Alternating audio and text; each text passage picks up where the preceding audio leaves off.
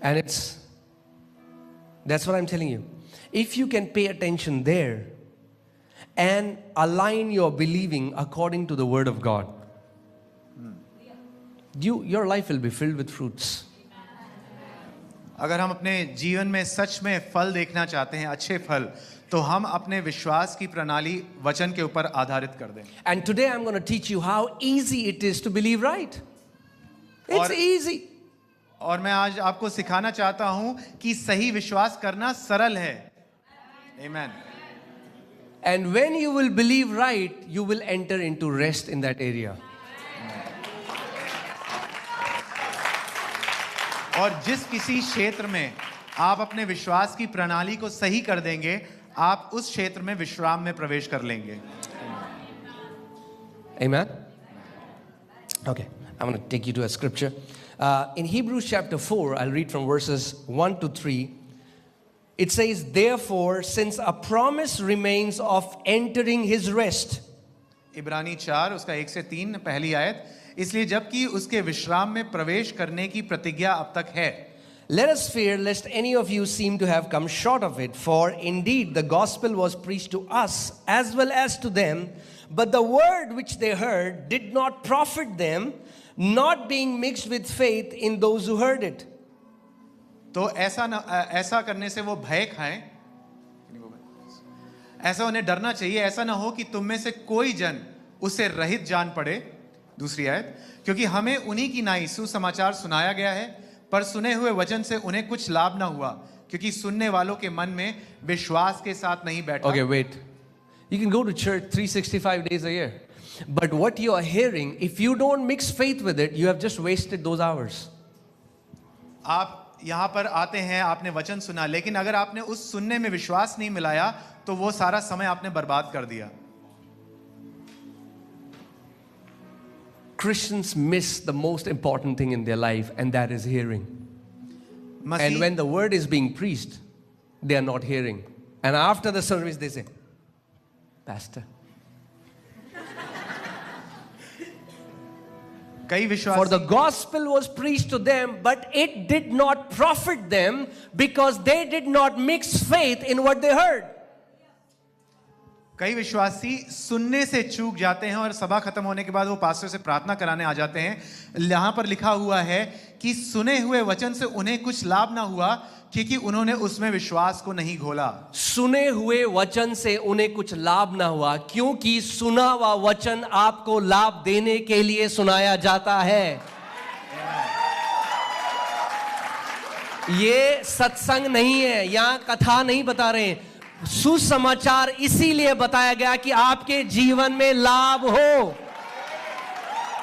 The word that they heard did not profit them. The word that is being preached here and that is being taught here is for your profit. This is not a place for satsang or for any kind of other message, but the word of God is for your benefit, for your profit. Amen? Amen. That means every time you come to a service and you hear intently and mix faith with what you heard, you have gone back with something more than when you came in. Amen. तो जब हम यहाँ पर आते हैं और ध्यान पूर्वक पूरे निश्चय के साथ वचन को सुनते हैं, उस सुने हुए वचन में जब अपना विश्वास मिलाते हैं, तो हम जिस समय जब आए होते हैं, उससे ज्यादा अधिक मात्रा में हम आशीषित और फलवंत होके जाते हैं. Amen. Amen. Next scripture. For we who have believed do enter that rest. और हम जिन्होंने विश्वास किया है उस विश्राम में प्रवेश करते हैं. Hear this. How would you know you have believed? सुने, आप कैसे जानते हैं कि आपने विश्वास करा है? We who have believed have entered in rest. क्योंकि जिन्होंने विश्वास कर लिया है, उन्होंने विश्राम में प्रवेश कर लिया है. I told you about my life. Do you know that right now, even in Christians, even in believers, 70% of worries are financial worries. और आपको मेरे जीवन के भी बारे में पता है, और आज भी विश्वासियों के जीवन में 70% जो घबराहट है या जो घबरा देने वाली बातें हैं, वो आर्थिक अवस्था के कारण है. They're like, how will I get my kids? How will I pay their school fees? कि मैं अपने बच्चों का पालन पोषण कैसे करूंगा, उनकी स्कूल की फीस कैसे My दूंगा। husband is sick. How will I pay for his medical bills? और मेरे पति बीमार हैं, मैं उनकी इलाज के लिए बिल कैसे चुकाऊंगी। There is this anxiety. एक उत्तेजना अंदर बनी रहती है, एक घबराहट बनी रहती है। But when I believed right what the Bible says, I entered into rest in the area of finances. लेकिन जब मैंने अपने व्यक्तिगत जीवन में सही विश्वास किया आर्थिक क्षेत्र में, मैं आर्थिक क्षेत्र में विश्राम में प्रवेश कर गया। When I believed right about my health, what the Bible says, I entered into rest into the area of health. जब मैंने अपने स्वास्थ्य के बारे में सही विश्वास किया जो परमेश्वर का वचन कहता है, मैं अपने स्वास्थ्य के क्षेत्र में विश्राम में प्रवेश कर गया। For we who believe, not we who did, we who believe. It's not your doing that makes you enter into the rest. It's your believing that makes you enter in the rest. यहाँ इस प्रकार से नहीं लिखा हुआ है कि उन्होंने जो किया उससे वो विश्राम में प्रवेश किए, नहीं, ऐसा नहीं लिखा है। यहाँ लिखा है कि जिन्होंने विश्वास किया है वो उस क्षेत्र में विश्राम में प्रवेश कर गए। You know, so many times I would have people come to me and they say, Pastor, God doesn't hear my prayer. I कई बार pray, I'm fasting, I'm praying. God doesn't hear my prayer. Would you pray for me? What is going to happen? They will never have their prayers answered. Why? Because their believing is wrong. कई लोग मेरे पास आकर इस प्रकार से कहते हैं, pastor जी मैंने बहुत प्रार्थना की, उपवास की, मैं प्रार्थना करता रहता हूँ लेकिन मेरी प्रार्थना का उत्तर नहीं मिल रहा है। वो मेरे पास आते हैं, लेकिन क्या होता है उनका, क्योंकि विश्वास की प्रणाली गलत है इसलिए उनके जीवन में फल नहीं आ रहा, उस प्रार्थना का उत्तर नहीं आ रहा। Because know this, you have to know this, that God has to answer you according to your believing. आपको ये बात समझनी जरूरी है कि परमेश्वर का उत्तर आपके विश्वास के अनुसार ही आता है। And hear this, God will never ever override your believing, your free will. If He could do that, then nobody had to believe in Jesus, right? Why does the Bible say believe in Jesus to be saved? If God can override your believing, everybody would be saved right now. तो परमेश्वर कभी आपकी सुइच्छा के परे काम नहीं करेगा, वो आपकी सुइच्छा से अलग काम नहीं करेगा। अगर ऐसा होता तो हमें यीशु की जरूरत ही क्या थी, लेकिन परमेश्वर हमारी इच्छा के अनुसार ही का और हमारे विश्वास के अनुसार ही काम करता है। ओ पास्टर जी प्रार्थना कर दो, हमारे काम जब बनते होते हैं ना, बस बनते बनते बनते बनते बस लास्ट मोमेंट में बिगड़ जाते हैं। What happens? Now every time there is something good coming to their life, it will happen to them according to their believing.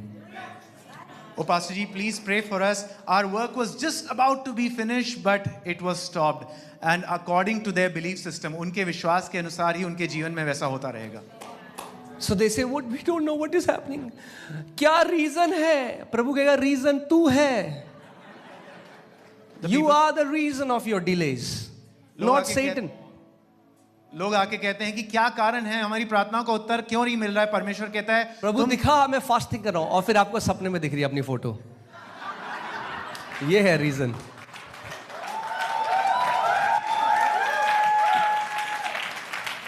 शैतान नहीं है, आपकी विश्वास करने की प्रणाली जो है वो है कारण कि आपकी प्रार्थना का उत्तर क्यों नहीं आ रहा है। How would you know what people are believing? How would you know what you believe? आप कैसे जानेंगे कि लोग विश्वास क्या कर रहे हैं, आप खुद क्या विश्वास कर रहे हैं। The Bible says, out of the abundance of heart, mouth speaks. So, when you're not conscious of what you are saying, hear what you say. परमेश्वर का वचन ये प्रमाण देता है कि हमारी दिल की बहुतायत से हमारा मुंह बोलता है। तो अगर हम इस बात पे ध्यान नहीं देते हैं कि हम क्या बोल रहे हैं, तो हमें सुनना चाहिए कि हम क्या बोल रहे हैं। I'm not saying hear you when you are in church. Oh, God is good. All the time. वहाँ तो सब गाते हैं God is good. मैं ये नहीं कह रहा कि जब आप कलीसिया आते हैं तब आप ध्यान से सुने कि आप क्या कह रहे हैं, क्योंकि यहाँ तो सब कहते हैं परमेश्वर भला है। I'm saying from Monday till Saturday. मैं What do you say? Because that reveals the belief system of your heart. मैं कलीसिया के बाहर की बात कर रहा हूँ, सोमवार से शुक्रवार की। तब आप ध्यान से सुने कि आप खुद से क्या बोल रहे हैं, आपने मुंह से क्या बोल रहे हैं, क्योंकि वो बताता है कि आपके दिल की गहराई में क्या है। Think about this. Jesus is Almighty God on this earth. इस बात को सोचिए, यीशु जो है महाशक्तिशाली परमेश्वर है इस पृथ्वी पर। But He will ask people, do you believe that I can do this for you? लेकिन वो लोगों से उनसे पूछता है कि तुम विश्वास करते हो कि मैं ये कर सकता हूं तुम्हारे लिए? Yes, Lord. Okay. Let it be done unto you as per your faith. वो कहते हैं हाँ प्रभु मैं विश्वास करता हूं कि आप कर सकते हो, और यीशु कहता है तुम्हारे विश्वास के अनुसार ऐसा हो। अब pastor, we are on this earth, तो डिप्रेशन तो होगा ही ना, नॉर्मल है तो होगा ही फिर, because that's what you believe. What do you believe? We say, Pastor Ji, we are on this earth, therefore depression is bound to happen, but because you are believing so, it shall happen. तो Let me ask you, does the Bible say that believers will have depression? Is there any scripture कि हम तो अर्थ में तो होगा ही? मैं आपसे पूछना चाहता हूं कि बाइबल में ऐसी कोई आयत है जहां लिखा है कि तनाव आएगा ही आएगा? Or does the Bible say you will keep them in perfect peace because their minds are stayed on you? लेकिन क्या हमारी बाइबल ये नहीं कहती कि तू उन्हें सिद्ध शांति में रखेगा क्योंकि उनके मन तेरे ऊपर ठहरे हुए हैं? अगर आप मसीह के हो तो आपके लिए परफेक्ट पीस है बाइबल में। If you belong to Christ, सिद्ध शांति आपकी है प्रभु यीशु मसीह में। मतलब आपके आसपास लोग क्या होगा क्या होगा, और आप करें perfect peace, shalom, nothing broken, nothing missing. आपके आसपास कोई घबरा के छलांग मार रहा होगा, लेकिन आप सिद्ध शांति में खड़े होगे। वो कहता है सिद्ध शांति, perfect peace. Amen. See, what is happening is from the pulpit, most of the messages are do this, do that. But God is saying no. You know, when Jesus said, repent for the kingdom, but let me just first tell you. There is no phrase in New Testament which says repent from your sins. Do you know that? Now, I know some people, it will be a shocker for some people. Because whenever the word repent comes, people add sin to it. Repentance is not connected to sin. Repentance is the word in Greek called metanoia, which means change the way you think. Is there sin included in that? Yes. But is it all about sin? No. कई बार वेदी से यही प्रचार होता रहता है कि ये करो वो करो। मैं आपको एक बात सही बताना चाहता हूं कि बाइबल में मन फिराव के बारे में लिखा हुआ है, लेकिन इस प्रकार से नहीं लिखा है कि अपने पापों से मन फिराव करो। मन फिराव मेटानोया शब्द से आया हुआ है, जिसका मतलब है अपने सोचने का तरीका बदलो। यानी आप FOLJ चर्च में आए, आप उससे पहले मानते थे प्रभु एक हाथ से कैंसर देता है, दूसरे हाथ से लेता है, फिर देता है, फिर लेता है। फिर आप यहां आए, आपने प्रचार सुना, आप अपने हार्ट में कन्विक्ट हुए, और आपने क्या किया? आपने एक यूटर्न, मन फिर आपने कहा नहीं, परमेश्वर कोई बीमारी नहीं देता, आपने रिपेंट किया। ये है repentance. You repented when you heard the word of God. You heard this, that God gives cancer and then God takes away cancer. God gives cancer and God takes away cancer. But you came to the church, you heard this, that God only takes away our sicknesses, our cancers. That's when repentance happened. उस समय मन फिरा हुआ, परमेश्वर बस बीमारी ले चुका है और वो हमें चंगाई देता है। Are you with me? इसका मतलब जो भी प्रचार आपका सोच नहीं बदलता, वो प्रचार पावरफुल प्रचार नहीं है। Amen. The word of God has to impact your thinking. Repentance केवल ये नहीं है प्रभु जी माफ कर दे। Repentance से जब आप बैठ के एक वचन सुन रहे हो, आप कह रहे हो अरे मैं तो बहुत गलत सोचता था, और एक चेंज आपकी थिंकिंग में आता है, you have repented. That's what repentance means. It's metanoia, changing your mind, changing your thoughts. If the preaching does not change the way you are thinking, that preaching is not worth enough. So जब आप कलीसिया आते हैं, यहाँ पर आप सुनते हैं, वो आपके सोचने का तरीका बदल दे, वो है सच्चा मन फिराव, सच्चा repentance. Amen? What is Jesus saying? He's like, repent for the kingdom of God is at hand. यीशु ने ये बोला मन फिराओ क्योंकि परमेश्वर का राज्य निकट है। वो क्या कह रहे हैं? क्योंकि लोग सोचते थे कि स्वर्ग का राज्य क्या है, वहां करोड़ों मील दूर वो ऊपर है। But Jesus is saying no, you have to change your mind. At hand का मतलब क्या है? That it's at within your reach. Anytime you want, you can access the kingdom of God. अगर मैं कहूं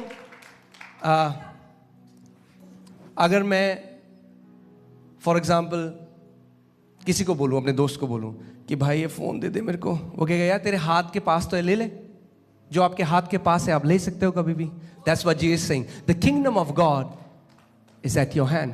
You can access the reality of the kingdom whenever you want. You need to change your mind because you think that you cannot do that. यीशु ने ये समझाया कि परमेश्वर का राज्य इतना निकट है जैसे मान लो यहाँ हाथ बढ़ाकर ये फोन उठा लेना. क्योंकि लोग इस प्रकार से सोचते थे कि स्वर्ग का राज्य जो है it was trillions and trillions of light years away, but that's not the truth. Jesus said मन फिराओ, अपना सोच बदलो, क्योंकि परमेश्वर का राज्य आप बस हाथ बढ़ा के ले सकते Are you ready? I'm about to tell you something which will blow your mind. Are you ready? हैं. ध्यान से सुनिए. A believer who said, "Oh God, I'm sorry, प्रभु माफ कर दो, प्रभु मैं पापी हूँ," but does not change the way he thinks, he has not repented. ऐसा विश्वासी जो कहता रहता है oh lord I am sorry, oh lord I am sorry, वो ये जो कहता रहता है उसने सच में मन फिराव नहीं किया अब तक.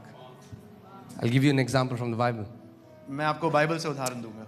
There are two words, metanoia and penance. Penance. दो शब्द हैं, मेटानोया और पेनेंस. मेटानोया रिपेंटेंस का मतलब पेनेंस नहीं है. रिपेंटेंस का मतलब है मेटानोया, यानी माइंड, अपना मन, अपने विचारों को बदलना. जो रिपेंटेंस या मन फिराव शब्द है वो सच में है मेटानोया, यानी हमारा दृष्टिकोण, हमारा नजरिया बदलना, हमारा सोचने का तरीका बदलना. और पेनेंस जो है, जो पेनेंस शब्द है वो है पश्चाताप करना. दैट मीन्स हाय हाय करना या पश्चाताप करना. हम लोगों को लगता है रिपेंटेंस का मतलब है पश्चाताप करना. Many of us think that repentance means पश्चाताप. Now hear this. Penance. Do you know that Judas cried when he betrayed Jesus? क्या आप How जानते many हो? people know that? Have you read that in the Bible? Not only he cried, उसने वो 20 चांदी के सिक्के वापस फेंक दिए उनको. उसने कहा मुझे नहीं चाहिए. Do you know that यहूदा इस्करियोती वो रोया जब उसने यीशु को धोखा दिया और उसने जो उसको चांदी के सिक्के मिले थे वो फेंक दिए थे. But didn't change the way he thought. That's why he लेकिन- committed suicide. लेकिन उसने सच में रिपेंट नहीं किया या अपना नजरिया नहीं बदला और You know उसने why? खुदकुशी कर ली. Because उसे लगा कि उसके पाप का अब कोई माफी नहीं है. The reason he did not He was repent- with Jesus, but yet it did not affect the way he thought. वो Now Yeshu- look at the thief on the cross. जो चोर यीशु मसीह है. Do you read that he said, Jesus, I am a sinner, Lord Jesus. I confess all my sins. जो Does the चोर Bible क्रूस say पर that? था, क्या उसने ऐसे रोकर कहा कि यीशु मैं तो चोर हूं, मैं अपने सारे पाप का अंगीकार करता हूं? Did he say that? No. You know what he did? उस चोर ने क्या कहा? He said, Lord, he changed the way he thought. वो समझ गया ये बंदा जो मेरे बगल में है ये आम आदमी नहीं है, एक राजा है. उसने कहा प्रभु आज जब तू अपने राज्य में प्रवेश करे तो मुझे मत भूलना. यीशु ने कहा आज की रात तू मेरे साथ स्वर्ग में होगा. Because he repented. जो चोर था, जो यीशु के साथ क्रूस पर टंगा हुआ था, उसने कहा, उसने मन फिराव किया और उसने पहचान लिया कि ये आम आदमी नहीं है, एक राजा है. उसने कहा when you enter the kingdom of heaven, do not forget me. And Yeshu said, it shall be done according to your faith. Amen. Are you guys with me? क्या आप समझ If रहे you really want to see, if you really want to thrive, हैं? अगर आप सच में समृद्ध होना चाहते हैं, and again मैं समृद्ध वर्ड आएगा तो फिर लोग सोचते हैं रिपेंटेंस नहीं आई, क्योंकि thrive means जहां आपको बोया गया you are fruitful. In your office you are fruitful. As a father you are fruitful. As a mother you are fruitful. As a student you are fruitful. As a business owner you are fruitful. Anything that you do you are fruitful. जो thrive शब्द है यानी अत्यंत फलवंत होना, यानी जहां कहीं भी आप बोए गए हैं वहां आप फलवंत होंगे, चाहे माता के रूप में, चाहे पिता के रूप में, चाहे बेटे के रूप में, चाहे विद्यार्थी के रूप में, चाहे बिजनेसमैन व्यापारी के रूप में, जहां कहीं है परमेश्वर आपको वहां बहुतायत का फल देगा. Oh man, this is not, I've not even started the message. It's like, okay. So, is it okay if we continue? See, the thing is, many people read Bible as a religious book. कई लोग Bible को एक धर्म की किताब की तरह पढ़ते हैं. Okay? So, hear this carefully. They read it to the extent that it can change their words, but they don't read it to the extent when it changes their thoughts. कई लोग बाइबल बस इस हद तक पढ़ते हैं कि उनके मुंह के शब्द बदल जाएं. No, I mean, like they learn Christianese, to be simple. या एक ईसाई भाषा You know that, बोलने के like लिए there is पढ़ते Chinese, Vietnamese, there is Christianese. हैं. It's a language that Christians have for each other. We communicate with that language.